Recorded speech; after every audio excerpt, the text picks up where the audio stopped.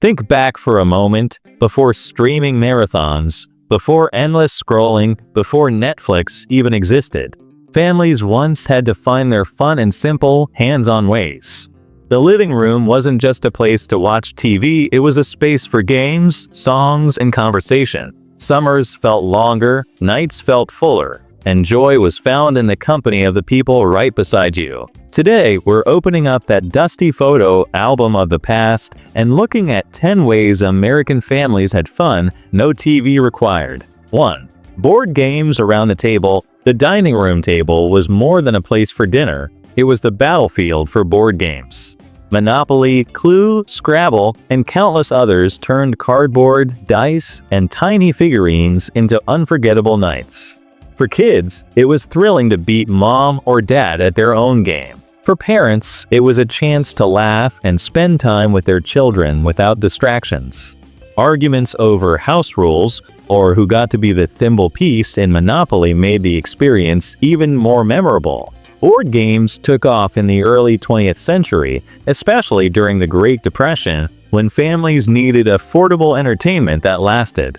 As television sets began glowing in every living room in the 1950s and 60s, the weekly family game night started to slip away. But even today, pulling a game out of the closet can instantly bring back that cozy, timeless feeling. 2.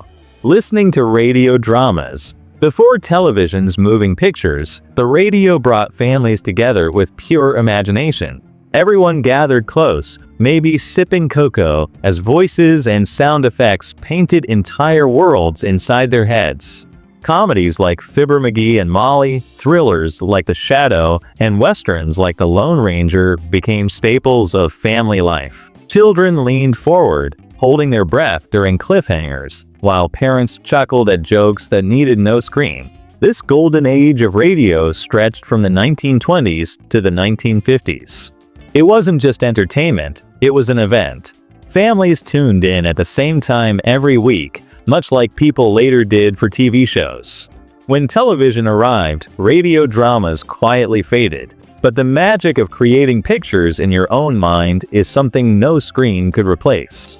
3. Church socials and community picnics. Sunday wasn't just about sermons, it was about togetherness. After church, families gathered at the park or fellowship hall, carrying homemade casseroles, pies, and fried chicken. These socials were a mix of faith, friendship, and good food. Kids darted between picnic blankets, playing games of tag or baseball, while adults swapped recipes, shared stories, and caught up on the week. For many small towns, these gatherings were the heartbeat of the community. Everyone knew each other, and these events gave families a sense of belonging. As the decades went on, suburban sprawl and busy schedules chipped away at this tradition. Still, for anyone who remembers, the smell of fried chicken on a hot summer afternoon is enough to bring the whole scene rushing back. 4. Drive-in movie nights. Few things captured mid-century America quite like the drive-in theater. Imagine piling into the family car with blankets, pillows, and a big bag of popcorn. As the sun dipped below the horizon, the giant screen flickered to life. Kids in pajamas stretched out in the back seat, while parents leaned back and enjoyed the latest Hollywood picture, all without leaving the car. At their peak in the 1950s, there were over 4,000 drive-ins across the country. They were affordable, convenient, and a perfect outing for families. But as land grew more valuable and indoor theaters modernized, drive-ins slowly disappeared.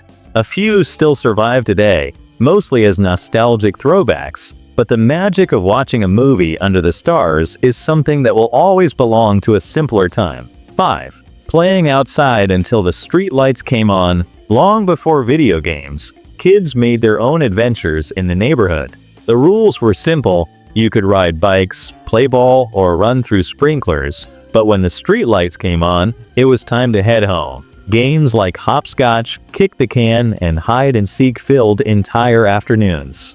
Every block was a playground, every front yard a chance for imagination. Parents trusted that kids would look out for one another, and children learned independence while exploring the world right outside their door. Those long, unstructured hours created memories that lasted a lifetime. Over time, busier schedules, safety concerns, and technology pulled kids indoors. But for those who grew up in that era, the sound of a screen door slamming shut still feels like the start of an adventure. 6. Roller skating rinks. Step into a roller rink in the 1970s, and you'd be greeted with neon lights, disco balls, and the sound of wheels gliding on polished wood. Families would lace up their skates, hold hands, and circle the floor together to the beat of the latest hit songs. It was exercise, fun, and social life all rolled into one. Kids learned to balance, teens practiced their spins, and parents often joined right in. Roller rinks weren't just about skating, they were about community. Birthday parties, school outings, and Friday nights all seemed brighter under those colorful lights. Their popularity peaked in the late 70s and early 80s, but changing tastes and rising costs caused many to close. Today, roller rinks are fewer, but those who remember the thrill of skating with friends can still hear the music echoing in their minds. 7. Backyard barbecues. On summer evenings, the scent of charcoal drifting through the neighborhood was an open invitation. Families gathered in backyards, firing up grills for hamburgers, hot dogs, and corn on the cob. Kids played tag or chased fireflies, while adults laughed over folding lawn chairs and cold lemonade. A backyard barbecue wasn't just about food, it was about slowing down, enjoying the weather, and connecting with neighbors. The post-war boom of the 1950s made backyards a central part of American life. It was casual, affordable entertainment that didn't require tickets or reservations.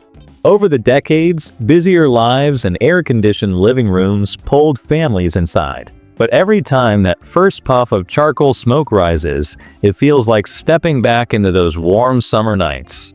8. Talent shows and sing-alongs. Before TikTok or karaoke machines, entertainment often came from within the family. Someone would pull out a guitar or sit down at the piano, and soon the whole house would be singing along. Kids might put on homemade plays, dressing up in costumes made from sheets and curtains. Parents applauded, laughed, and sometimes joined in themselves. During hard times, like the Great Depression or the war years, homemade talent shows were more than just fun. They were a reminder that joy could be created, not bought. As television spread, these living room performances faded away, but the feeling of everyone gathered around a song still lingers. For many, it wasn't about the quality of the music, it was about the love behind it. 9. Road trips on the open highway. The open road was America's playground. Families packed up the station wagon, armed with a paper map, sandwiches, and a cooler, and maybe a stack of license plate games to pass the time. Stops at roadside diners or quirky attractions like giant balls of twine or neon-lit motels were part of the adventure.